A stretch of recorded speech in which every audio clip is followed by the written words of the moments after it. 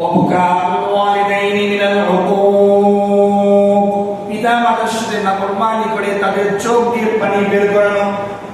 পিতা মাতার সাথে অবাধ্য আচরণ করার কারণে পিতা মাতা যদি কান্না করে, এই কান্না থেকে আব্দুল্লাহ ইবনে ওমর রাদিয়াল্লাহু আনহু কবিরা গুনাহের ভিতরে 2 নম্বরে আনছেন। সবচেয়ে বড় কবিরা গুনাহ এর ভিতরে এটাও একটা কবিরা গুনাহ। কোন সন্তান যদি তার মা বাবার সাথে অসৎ আচরণ করে, যার কারণে মা বাবা যদি কান্না করে, এটাও হলো সবচেয়ে বড় কবিরা গুনাহ। মুসনাদ আহমদের হাদিসে আসছে আল্লাহর রাসূল বলেন, ওয়ালা তাউক্কান্না ওয়ালিদাইক ওয়া ইন্নামা ওয়াকান তাখরুজা মিন আহলিকা ওয়া মালিকা, তুমি তোমার পিতামাতার সাথে খারাপ আচরণ করবে না, যদিও তোমার মা বাবা তোমার পরিবার থেকে, তোমার পরিবারের সম্পদ থেকে তোমাকে বঞ্চিত করে দেয়, এরপরেও তুমি তোমার মা বাবার সাথে কখনো খারাপ আচরণ করবে না। তাহলে দেখুন, এই যে আব্দুল্লাহ ইবনে ওমর রাদিয়াল্লাহু আনহু বললেন, প্রথমে আনলেন শিরক করবে না, দ্বিতীয়ত আনলেন যে তুমি তোমার মা বাবার সাথে খারাপ আচরণ করবে না। শিরকের পরেই মা বাবার অধিকার নিয়ে আসছে। কোরআনে যদি আমরা খেয়াল করি, কোরআনেও কিন্তু আল্লাহ রাব্বুল আলামিন আল্লাহর ইবাদতের পরেই মা বাবার কথা আছে। সূরা বনী ইসরাঈলের 30 নম্বর আয়াতে আল্লাহ রাব্বুল আলামিন বলেন, ওয়া ক্বাদা রাব্বুকা আল্লা তা'বুদু ইল্লা ইয়্যাহু ওয়া বিল ওয়ালিদাইনি ইহসানা। আল্লাহ রাব্বুল আলামিন বলেন, বান্দা তোমার জন্য ফয়সালা করে দেওয়া হয়েছে, তুমি একমাত্র আমি রবের ইবাদত করবা, আমার ইবাদতের পরে তুমি তোমার মা বাবার সাথে সদাচরণ করবা। তাহলে দেখুন, আল্লাহ রাব্বুল আলামিনও তার ইবাদতের পরেই আনছেন মা বাবার সাথে ভালো আচরণ করা। আজকে যদি আমরা আমাদের আচরণের কারণে মা বাবার চোখ দিয়ে পানি বের করে, তাহলে এটা হবে আমার জন্য, আমার জিন্দেগির জন্য সবচেয়ে ক্ষতিকর একটা দিক, সবচেয়ে বড় ক্ষতিকর একটা দিক। বুখারী শরীফের একটা হাদিস 5970 নম্বর, عن عبد الله بن مسعود رضي الله عنه قال, عبد الله بن مسعود رضي الله عنه বলেন, سألت النبي صلى الله عليه وسلم, আমি রাসূলুল্লাহ সাল্লাল্লাহু আলাইহি ওয়াসাল্লাম কে প্রশ্ন করলাম, আইয়ুল আমালি আহাব্বু ইলাল্লাহ, আল্লাহ রাব্বুল আলামিনের কাছে সবচেয়ে প্রিয় আমল কোনটা, পছন্দনীয় আমল কোনটা? আল্লাহ রাসূল সাল্লাল্লাহু আলাইহি ওয়াসাল্লাম বলেন, as-সালাতু আলা ওয়াক্তিহা, আল্লাহর কাছে সবচেয়ে প্রিয় আমল হলো সময় মতো নামাজ আদায় করা, ওয়াক্ত মতো নামাজ আদায় করা। এটা হলো আল্লাহ রাব্বুল আলামিনের কাছে সবচেয়ে প্রিয় আমল।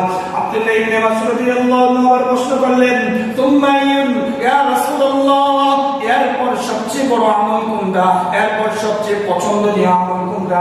আল্লাহর রাসূল বলেন, বিররুল ওয়ালিদাইন, পিতামাতার সাথে সদাচরণ করা। এটা হলো এরপরে আল্লাহ রাব্বুল আলামিনের কাছে সবচেয়ে প্রিয় পছন্দনীয় আমল। আজকে আমরা শহরে থাকি, গ্রামের বাহিরে থাকি, মা বাবা গ্রামে থাকে, মা বাবা আমার থেকে আলাদা আছে। আমি যদি আজকে মাকে ফোন করে বলি, মা আসসালামু আলাইকুম, কেমন আছেন, শরীরটা কেমন আছে, ওষুধগুলো ঠিক মতো খাইছেন কিনা, খাবারগুলো খাইছেন কিনা? আল্লাহর রাসূল বলেন, এই যে তুমি একটুখানি কাজ করলা, এই আমলটা আল্লাহর কাছে সবচেয়ে প্রিয় আমল হয়ে যায়। আজকে আমরা বদনসিব মুসলমান হয়ে গেছি। আমরা যখন শহরে আসি, শহরে আসার পরে একটুখানি প্রতিষ্ঠিত হয়ে যাই, তখন আর মা বাবার কথা আমাদের মনে থাকে না। তাদের খোঁজখবর নেওয়ার মতো সময় নাই, অফিসের কাজে ব্যস্ত, ব্যবসায়িক কাজে ব্যস্ত, মা বাবার সাথে সম্পর্ক রাখার সুযোগ আমাদের থাকে না। বদনসিব মুসলমান হয়ে গেছে। আব্দুল্লাহ ইবনে মাসউদ রাদিয়াল্লাহু আনহু প্রশ্ন করলেন, এরপরে আবার, তুম্মা ইয়া রাসূলুল্লাহ, এরপরে সবচেয়ে বড় আমল কোনটা? আল্লাহর রাসূল বলেন, আল জিহাদ ফি সাবিলিল্লাহ, আল্লাহর পথে যুদ্ধ করা, আল্লাহর পথে জিহাদ করা, এটা হলো সবচেয়ে বড় আমল। তাহলে দেখুন, এই হাদিসে প্রথমে কি বললেন? আল্লাহর সবচেয়ে প্রিয় আমল হলো সময় মতো নামাজ পড়া, এরপরে সবচেয়ে প্রিয় আমল হলো মা বাবার সাথে সদাচরণ করা, এরপরে সবচেয়ে প্রিয় আমল হলো আল্লাহর পথে জিহাদ করা, ফি সাবিলিল্লাহ, আল্লাহর পথে যুদ্ধ করা। এটা হলো আল্লাহর কাছে সবচেয়ে প্রিয় আমল।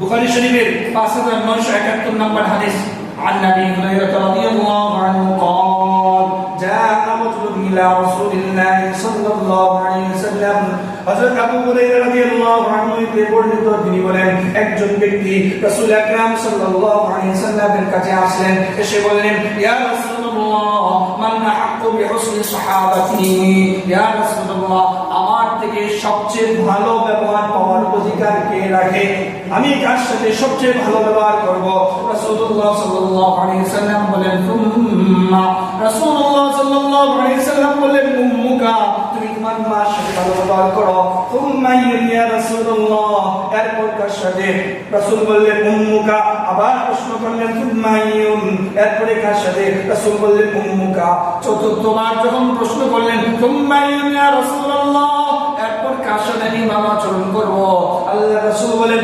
আবুকা তুমি তোমার বাবার সাথে ভালো আচরণ করো এই হাদিসে মুহাম্মদ রাসূলুল্লাহ সাল্লাল্লাহু আলাইহি ওয়াসাল্লাম মার কথা তিনবার আনলেন কেন মাকে তিনবার আনলেন কেন মার কথা তিনবার বলে গুরুত্ব কেন বুঝাইলেন কারণ মা তার জিন্দগিতে তিনটা এমন বড় কষ্ট করে যে তিনটা কষ্ট কোনো বাবা করে না এক নম্বর কষ্ট হলো হামালাতুম কুররা মা তার সন্তানকে 10 মাস 10 দিন গর্ভধারণ করে এই কষ্ট কোনো বাবা করে না দুই নম্বর হলো মা সন্তান প্রসবের কষ্ট বেদনা সহ্য করে যেটা কোনো পুরুষ করে নাই কোনো বাবা করে নাই তিন নম্বর হলো ওয়াহামলুহু বিসালুহু 30 শাহরা মা কষ্ট সহ্য করে যেটা কোনো বাবা কোনোদিন করে না এই তিনটা কষ্ট মা অতিরিক্ত করার কারণে আল্লাহ রাব্বুল আলামিন রাসূলের মাধ্যমে আমাদেরকে জানিয়ে দিলেন মার গুরুত্ব বাবার চেয়ে অনেক বেশি এজন্য আল্লাহ রাসূল মার কথা তিনবার আনলেন মার গুরুত্ব কত বেশি সেই কথাটা বোঝানোর জন্যই আল্লাহ রাসূল এই কথাগুলো বললেন এজন্য মার সাথে কখনো খারাপ আচরণ করা যাবে না এই যুবক মার সাথে কখনো খারাপ আচরণ করিও না মার সাথে কখনো বেয়াদবি করিও না মার অবাধ্য হইও না বাবা মার অবাধ্য হওয়া যাবে না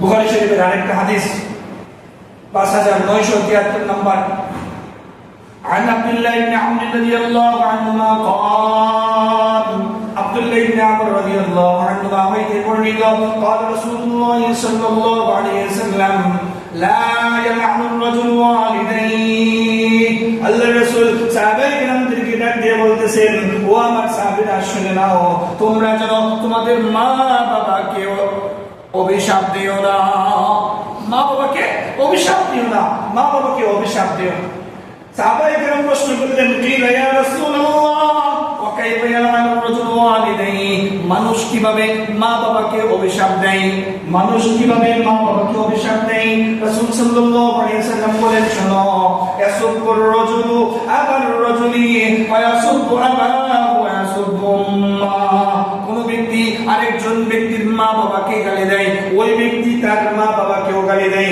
এভাবে একজন আরেকজনকে গালি খাওয়ায় মানে হলো মা বাবাকে অভিশাপ দেওয়া মা বাবাকে অভিশাপ দেওয়া আজকে একজনের সাথে কোনো কথায় কাটাকাটি হলো তার কথায় মেল বলবো না তখন ঝগড়ায় লিপ্ত হয়ে মা বাবাকে গালি দেওয়া শুরু করে তখন ওই ব্যক্তিও পাল্টা তার মা বাবাকে গালি দেয় আল্লাহ রাসূল বলেন এই যে আমি আমার মা বাবাকে গালি শোনাইলাম এই গালি শোনার জন্য হইল মা বাবাকে অভিশাপ দেওয়া মা বাবার উপর লানত করা অভিশাপ দেওয়া এটা করা যাবে না ভাই আরেকজনের মা বাবাকে কখনো গালি দেওয়া যাবে না তাদের সাথে যদিও ঝগড়া লাগে কিন্তু তাদের মা বাবাকে নিয়ে কখনো গালিগালাজ করা যাবে না এ থেকে আমাদেরকে বিরত রাখতে হবে শুনেন রাসূলুল্লাহ সাল্লাল্লাহু আলাইহি ওয়াসাল্লামের একজন সাহাবী হযরত আলকামা রাদিয়াল্লাহু আনহু উনি যখন মৃত্যু শয্যায় ওনার মৃত্যু চলে আসে মনে হবে যে এই মুহূর্তে মারা যাবে এমন অবস্থা যখন তৈরি হয় ওনার বিবি ওনার পাশে বসে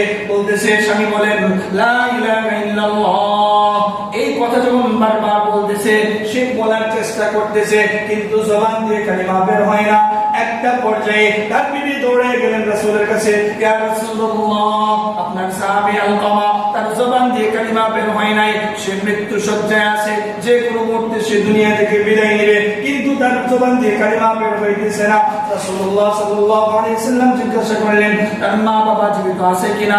আলকামা রাদিয়াল্লাহু আনহু স্ত্রী বললেন, ইয়া রাসূলুল্লাহ, তার বাবা মারা গেছে কিন্তু তার মা জীবিত আছে। ওই সময় রাসূলুল্লাহ সাল্লাল্লাহু আলাইহি ওয়াসাল্লামের কাছে যে কয়জন সাহাবী ছিলেন, হযরত আবু বকর, ওসমান, আলী, হযরত বেলাল তারা উপস্থিত ছিল। তাদেরকে বললেন, যাও তোমরা আলকামার মার কাছে যে সংবাদ পৌঁছাও, উনি আমার কাছে আসবেন নাকি আমি ওনার কাছে যাব। এই সময়ে সাহাবায়ে কেরাম যাওয়ার পরে যখন এই কথা বললেন, আলকামা রাদিয়াল্লাহু আনহু এত বয়স হয়েছিল যে উনি লাঠি দিয়ে ভর দিয়ে হাঁটতেন। উনি বললেন, যিনি দুজাহানের বাদশা সাইয়্যিদুল মুরসালিন, উনি আমার কাছে আসবে কেন? আমার যতই কষ্ট হোক না কেন আমি নিজেই ওনার কাছে যাব। তখন রাসূলের কাছে যাই, যাওয়ার পরে রাসূল জিজ্ঞাসা করেন, আপনার ছেলে কেমন? বলে, আলহামদুলিল্লাহ ভালো। আমল আখলাক কেমন? আলহামদুলিল্লাহ। দান খয়রাত কেমন করে? আলহামদুলিল্লাহ ভালো, সব ভালো। পরে জিজ্ঞাসা করলো, আপনার মনে কোনো কষ্ট আছে কিনা?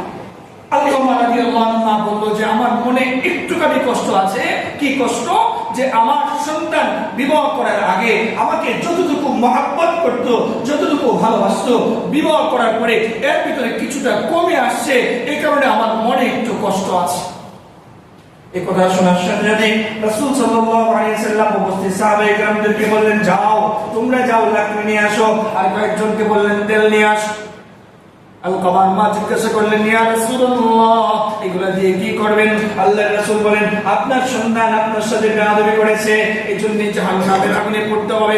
জাহান্নামে কেন পড়তে হবে? এই জমিনেই তাকে পুড়িয়ে দিব, যাতে করে জাহান্নামের আগুনে আর না পড়ে। মান মন তো বড় নরম। মা সাথে সাথে বলে ফেললেন, ইয়া রাসূলুল্লাহ, আপনি সাক্ষী থাকেন, আপনাকে সাক্ষী রেখে আমি আমার সন্তানকে মাফ করে দিলাম।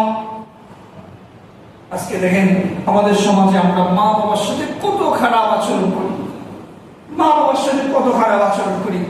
একজন সাহাবী মার সাথে সামান্য একটু ভালোবাসা কমের কারণে তার জবান দিয়ে ঈমান বের হইতেছে, কালিমা বের হইতেছে না। আমরা কত খারাপ আচরণ করতেছি, একবার একটু চিন্তা করি না?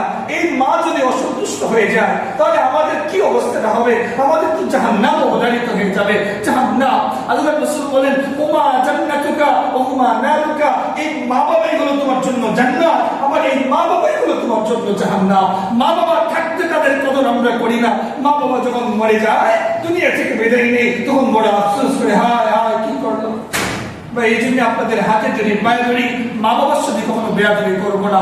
যদি করে থাকি আজকে যে তাদের থেকে ক্ষমা চেয়ে নিব, মা তুমি আমাকে মাফ করে দাও, বাবা তুমি আমাকে মাফ করে দাও। কারণ তুমি যদি মাফ না করো তাহলে আমার তো ঈমান নসিব হবে না, আমি যতই আমার সাথে ইবাদত বন্দেগী করি না।